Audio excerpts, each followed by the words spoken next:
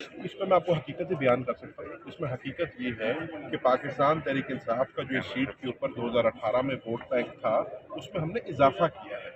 میں نے یہ قومی اسمبلی کی سیٹ جنرل الیکشن میں لڑی تھی اور 77,000 ووٹ حاصل کیا تھا. اس ووٹ بینک کے اندر ہم نے 5,000 ووٹوں کا اضافہ کیا ہے. اسی طریقے سے جنرل الیکشن میں یہاں پہ ٹرائنگولر فائٹ ہوئی یعنی کہ 3 وے فائٹ ہوئی. اور جہاں باقی پنجاب میں پیپلز پارٹی کا کوئی نام و نشان نہیں رہا، جہاں باقی پنجاب میں الیکشن نون اور پی ٹی آئی کا ہو رہا ہے، وہاں پہ P T I Peoples Party یہاں پہ ایک حقیقت تھی.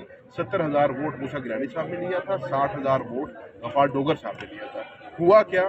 جیسے عمران خان صاحب کہا کرتے تھے کہ جب میں ان چوروں کے اوپر ہاتھ ڈالوں گا یہ چور کٹھے ہو جائیں گے. تو پی ڈی ایم نے جوائنٹ کینڈیڈیٹ یہاں پہ کھڑا کیا.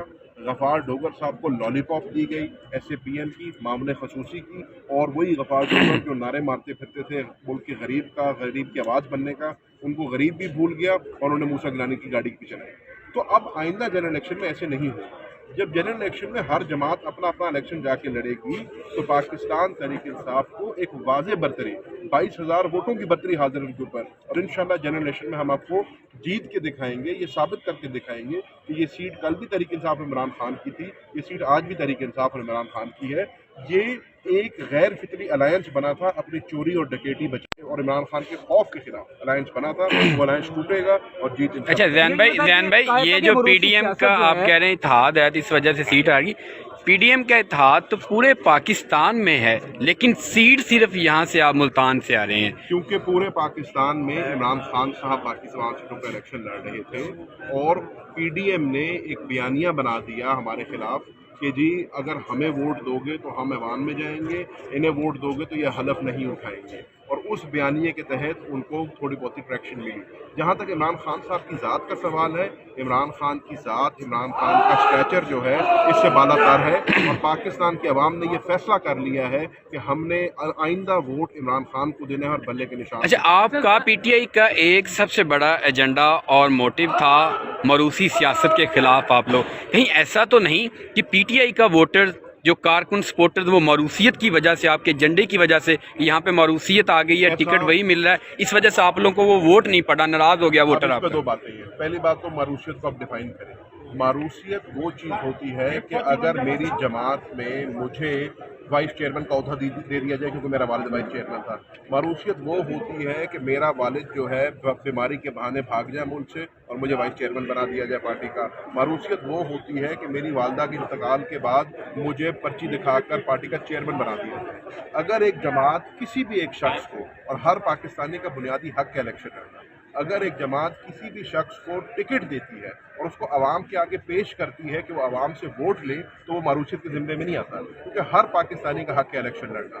ہر پاکستانی شناختی کارڈ ہولڈر جس کے خلاف کوئی کیس نہیں ہے وہ پاکستان میں الیکشن لڑ سکتا ہے. تو یہ ایک منٹ یہ بات کہ جی اگر ایک شخص ہے، میرا والد اگر سیاست میں تو میں سیاست میں نہیں آ سکتا، وکیل کا بچہ وکیل بن سکتا ہے، ڈاکٹر کا بچہ ڈاکٹر بن سکتا ہے، سیاستدان کا بچہ سیاست میں نہیں آ سکتا.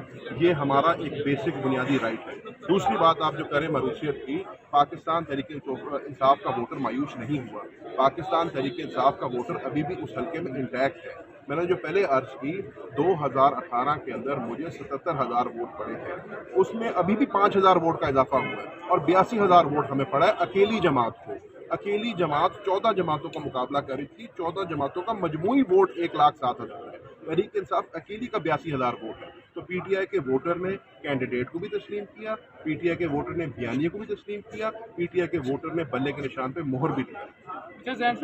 صاحب آپ کی یہ بات مان لی جائے، موروثیت کے اوپر آپ کی لاجک مان لی جائے، پھر تو مریم نواز بھی جائز ہے، پھر حمزہ شہباز بھی ٹھیک ہے، پھر باقی جو لوگ اس طرح پارٹی کے میں آ رہے ہیں وہ سارے بھی ٹھیک ہوں گے اگر آپ کی یہ بات مان لی جائے موروثیت کے اوپر. تو نہیں، میں نے آپ کو اس میں یہ ڈسٹنکشن کی ہے. مریم نواز صاحبہ کو وائس پریزیڈنٹ پارٹی کا بنایا ہے.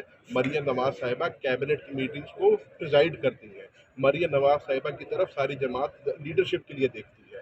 مریم نواز صاحبہ کوئی الیکشن لڑ کے عوام میں تھوڑی آئی ہیں. جس دن مریم نواز الیکشن لڑ کے قومی صوبائی اسمبلی کی ممبر بنے گی اور ممبر بن کے آئے گی، میں اس کی تنقید نہیں کروں گا. اس کی وجہ ہے کہ اگر مریم نواز اپنے آپ کو عوام کے آگے پیش کرتی ہے اور پاکستان اور پنجاب کی یا کسی صوبے کے عوام اس کو ووٹ دے کے ایک منتخب نمائندہ بنا کر عوام میں بھیجتی ہے تو اس کو کوئی موروثیت نہیں ہے. بلاول بھٹو صاحب چیئر پرسن بنے تھے پیپلز پارٹی کے اپنی والدہ کے انتقال کے بعد. بلاول بھٹو نے زندگی میں ایک دن کبھی کام نہیں کیا, کوئی نوکری نہیں کی, کوئی ایکسپیرینس نہیں ہے ان کا. ہماری جماعتوں نے ہمیں جو ہے وائس چیئرمین یا نہیں پکڑا دی, بڑے عہدے نہیں پکڑا دیے. میں نے 13 سال جوتے گھسائے تھے اس حلقے کے اندر. 2008 میں اس حلقے میں آیا تھا ایز مائی اپنے والد کا چیف الیکشن ایجنٹ بن کے, اور 2018 میں آ کے میں نے الیکشن لڑا تھا. 12 سال میں اس حلقے میں دن رات رہا تھا, خوشی غمی فاتحہ جنازہ میں نے لوگوں کا کیا تھا, مسائل سمجھے تھے, پھر جا کے الیکشن لڑا تھا. موسیٰ گیلانی صاحب اوپر سے مسلط ہوئے تھے, والد صاحب وزیر اعظم بنے تھے اور ایک ضمنی الیکشن میں ایم این اے بنے تھے. آج بھی موسیٰ گیلانی صاحب ایک ضمنی الیکشن میں وفاقی حکومت کے زور کے اوپر ایم این اے بنے ہیں. جس دن جنرل الیکشن میں لیول پلئنگ فیلڈ میں آ کے بنیں گے اس دن میں مانوں گا. اور میں آج چیلنج کر رہا ہوں موسیٰ گیلانی کو کہ آنے والے جنرل الیکشن میں میرا مقابلہ کرے. انشاءاللہ ملتان کی عوام اور N157 کی عوام میرے ساتھ کھڑی ہوگی, اور میں آپ کو آج چیلنج سے کہہ رہا ہوں انشاءاللہ موسیٰ گیلانی کو میں شکست دوں گا. اچھا ذہن ہی کنٹینیو کریں. جی دیکھیں, ابھی تو کوئی بھی فیصلہ کرنا قبل از وقت ہوگا, اور یہ فیصلہ ہماری پارٹی کی قیادت نے کرنا ہے, ہماری پارٹی کے چیئرمین نے کرنا ہے, اور کیونکہ مخدوم صاحب وائس چیئرمین ہے ہماری جماعت کے, تو وہ ان کی مشاورت سے فیصلہ کریں گے. میرا اس کے اوپر کوئی کامنٹ کرنا قبل از وقت ہے.